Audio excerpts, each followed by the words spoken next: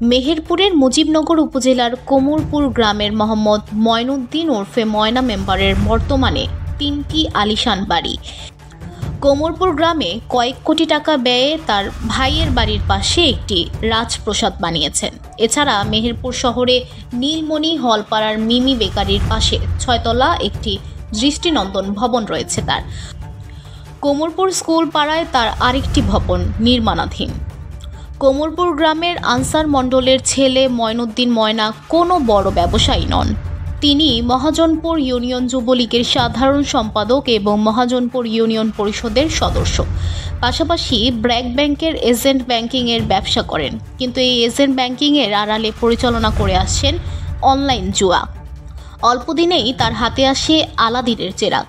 এলাকায় অভিযোগ উঠেছে, অবৈধ এইসব আয়ের বৈধতা দিতেই ময়না এজেন্ট ব্যাংকিং ব্যবসা শুরু করেন।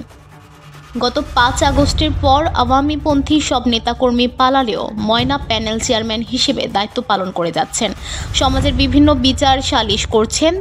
তার ভাই মশিউর রহমান মহাজনপুর ইউনিয়ন বিএনপির সাধারণ সম্পাদক এবং মুজিবনগর ইটভাটা মালিক সমিতির সভাপতি। এর আগে গত 9 সেপ্টেম্বর অনলাইন জুয়া যেন এক গোলকধাঁধা মেকানিজম বিদেশ বসে শিরোনামে এক প্রতিবেদন প্রকাশিত হয়। তাতেই বেরিয়ে আসে জুয়া ও কোটিপতি খ্যাত গ্রাম নিয়ে ভয়ঙ্কর সব তথ্য।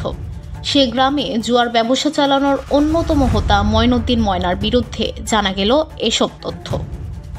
VOD Bangla news desk.